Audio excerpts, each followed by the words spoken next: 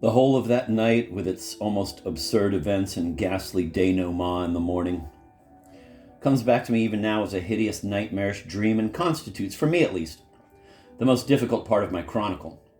Though I came late to the ball, I arrived towards the end of it anyway, so quickly was it destined to end. It was already past 10 when I reached the entrance of the marshal's wife's house, where the same white hall in which the reading took place had, despite the shortness of time, been cleared and made ready to serve as the main ballroom. It was supposed for the whole town. God, that was the messiest sentence I've ever read. Let me try again. It was already past 10 when I reached the entrance of the marshal's wife's house, where the same white hall in which the reading took place had, despite the shortness of time, been cleared and made ready to serve as the main ballroom. It was supposed for the whole town. But however ill-disposed I had been towards the ball that morning, even so I did not anticipate the full truth. Not a single family from higher circles came. Even officials of any importance at all were absent. And that was an extremely marked feature. As for ladies and young girls, here Peter Stepanovich is now obviously perfidious.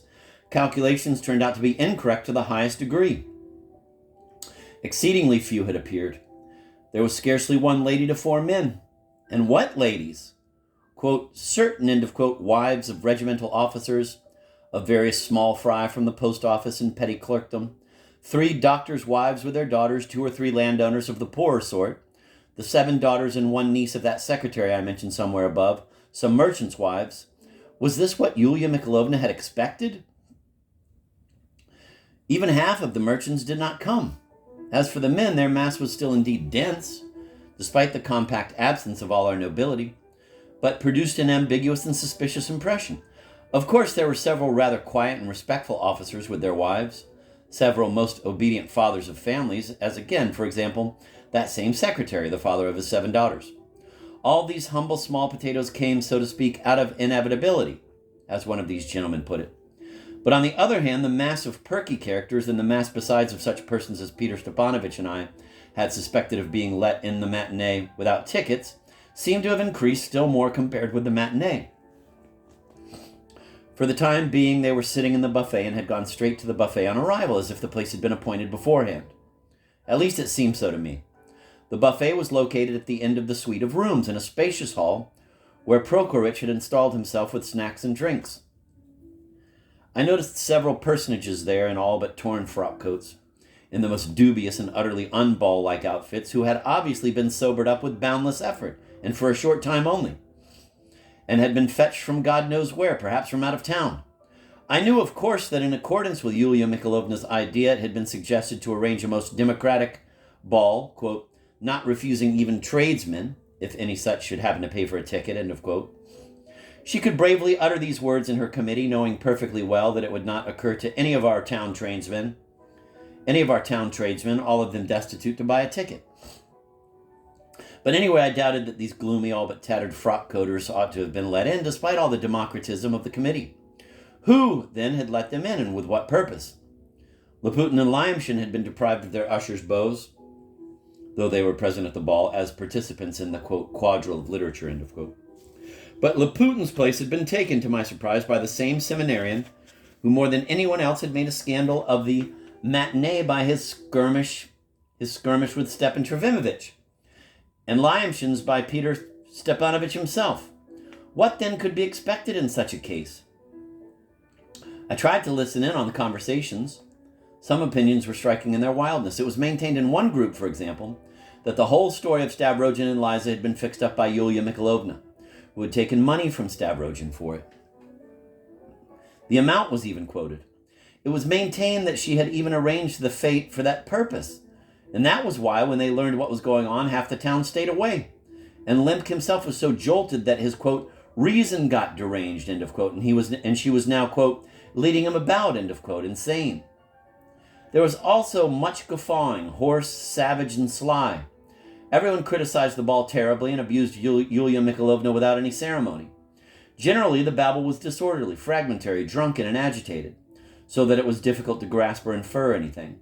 Simple merrymakers also found refuge in the buffet, and there were even several ladies of the sort that can no longer be surprised or frightened by anything, most jolly and amiable, mainly officers' wives with their husbands. They settled in groups at separate tables and had an extremely merry time drinking tea. The buffet turned into a snug haven for nearly half the assembled public. And yet in a short time this whole mass was to come pouring into the ballroom. It was terrible even to think of it. And meanwhile, in the White Hall, 3 skimpy little quadrilles had been formed. With the prince's participation, the young ladies were dancing, and their parents were rejoicing over them. But here, too, many of these respectable persons were already thinking of how, after letting their girls have fun, they could clear out in time and not be there, quote, once it starts, end of quote. Decidedly, everyone was certain that it was inevitably going to start.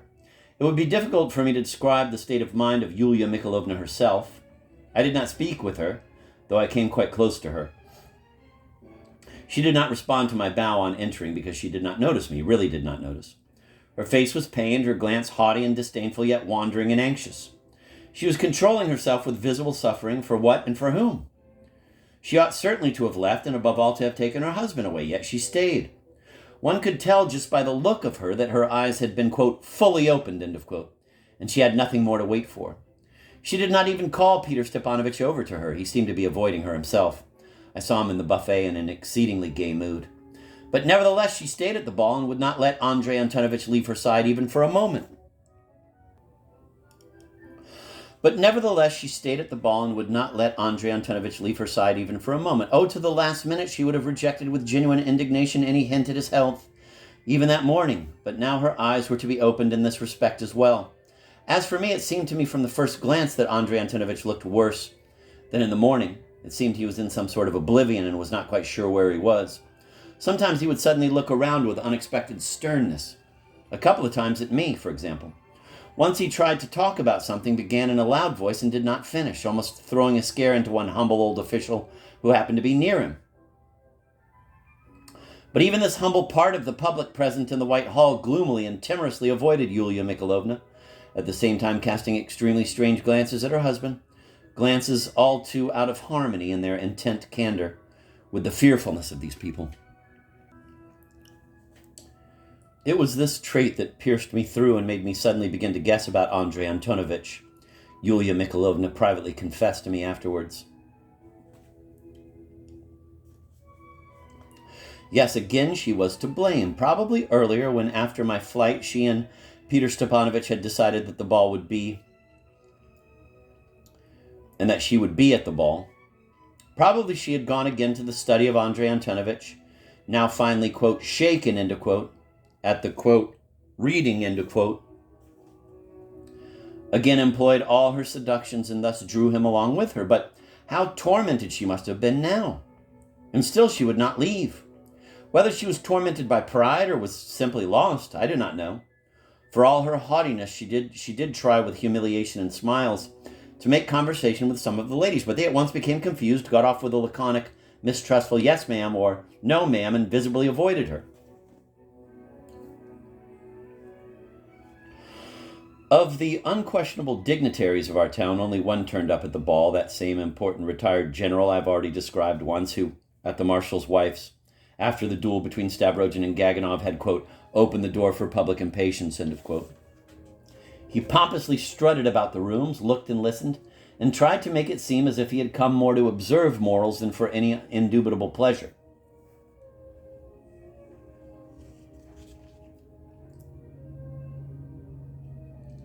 He ended by attaching himself wholly to Yulia Mikhailovna and would not go a step away from her, apparently trying to reassure her and calm her. He was undoubtedly a most kind man, a great dignitary, and so very old that one could even tolerate his pity.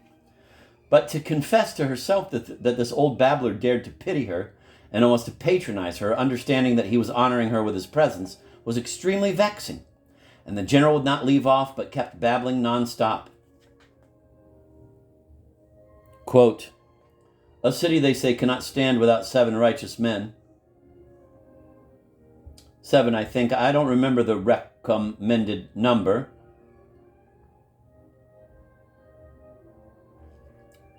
How many of these 7 indubitably righteous men of our town have the honor of attending your ball?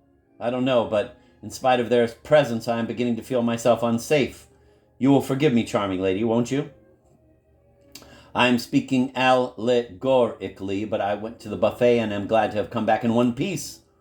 Our inestimable Prokorich is out of place there, and it looks as though his kiosk will be pulled down before morning. I'm joking, however. I'm only waiting to see how this quadrille of literature turns out. And then to bed. Forgive a gouty old man. I retire early, and I'd advise you to go bye-bye too, as they say, aux enfants. In fact, I came for the young beauties, whom, of course, I can meet nowhere else in such rich assortment, except in this place here. They're all from across the river, and I don't go there. There's the wife of one officer, of the Chaucers, I think. Not bad at all, and she knows it herself. I spoke with the minx, a pert thing, and the girls are fresh, too, but that's about it. Apart from the freshness, nothing. Still, it's a pleasure. There are some sweet little buds, only they have thick lips.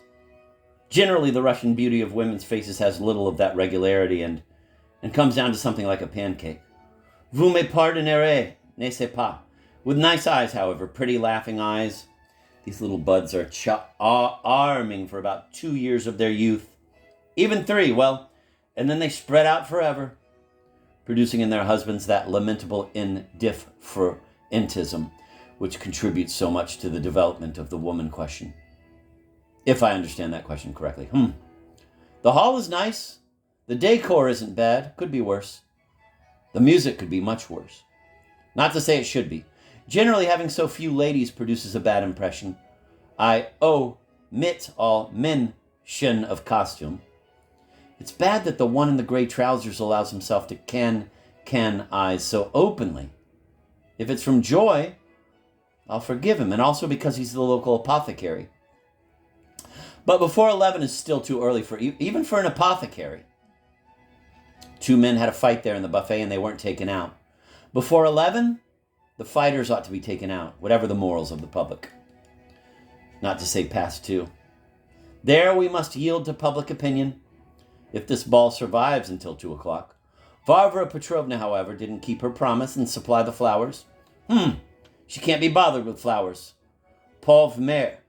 And poor Liza, have you heard? A mysterious story, they say, and Stavrogin is back in the arena. I'd like to go home to bed. I'm dropping off. And when is this quadrille of literature? At last the quadrille of literature began. In town lately, whenever a conversation about the coming ball started up somewhere, it would inevitably come round to this quadrille of literature.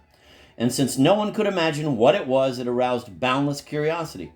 Nothing could have been a greater threat to its success, and what a disappointment it turned out to be. The side doors to the White Hall, hitherto locked, were now opened, and several maskers suddenly appeared.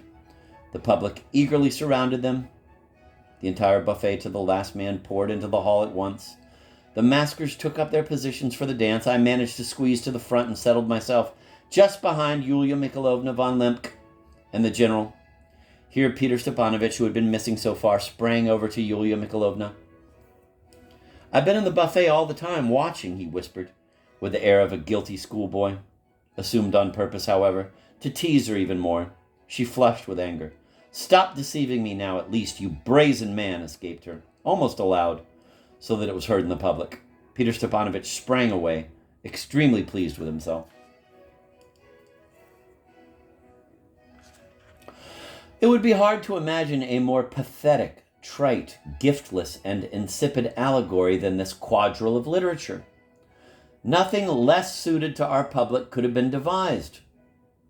And yet it was said to have been devised by Karmazinov.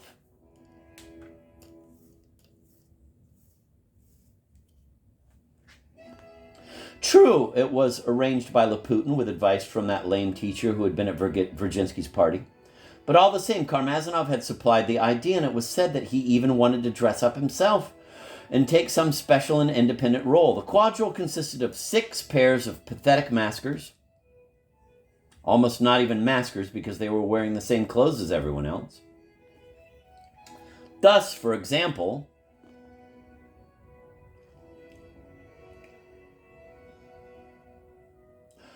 one elderly gentleman, short in a tailcoat, dressed like everyone else, in a word, with a venerable gray beard tied on, this constituting the whole costume, was shuffling in place as he danced with a solid expression on his face, trotting with rapid, tiny steps and almost without moving from his place. He was producing some sounds in a moderate but husky bass, and it was this huskiness of his voice that was meant to signify one of the well-known newspapers. Opposite this masker danced a pair of giants, X and Z, with those letters pinned to their tailcoats. But what the X and Z signified remained unclear. Quote, honest Russian thought, end of quote, was presented as a middle-aged gentleman in spectacles, tailcoat, gloves, and in fetters, real fetters. Under this thought's arm was a briefcase containing some dossier. Out of his pocket peeked an unsealed letter from abroad, which included an attestation, for all who doubted it, of the honesty of, quote, honest Russian thought, end of quote. All this was filled in orally by the ushers, since it was hardly possible to read a letter sticking out of someone's pocket. In his raised right hand, quote, honest Russian thought, end of quote, was holding a glass, as if he wished to propose a toast. Close to him on either side, two crop-haired nihilist girls were trotting, while vis-a-vis danced some gentleman, also elderly, in a tailcoat, but with a heavy club in his hand, supposedly representing the non-Petersburg but formidable publication One Swat, a Wet Spot. But in spite of his club, he was quite unable to endure the spectacles of, quote, honest Russian thought, end of quote, staring fixedly at him, and tried to avert his eyes. And as he performed the pas de deux, he twisted and fidgeted and did not know what to do with himself. So greatly, no doubt, did his conscience torment him. However, I cannot recall all these dumb little inventions. Everything was in the same vein, so that I finally felt painfully ashamed, and precisely the same impression as if of shame showed in all the public, even on the most sullen physiognomies from the buffet. For some time, everyone was silent and watched in angry perplexity. An ashamed man usually begins to get angry and is inclined to cynicism. Gradually, our public began to buzz.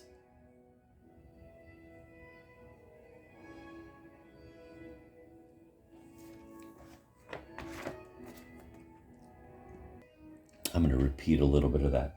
However, I cannot recall all these dumb little inventions. Everything was in the same vein, so that I finally felt painfully ashamed.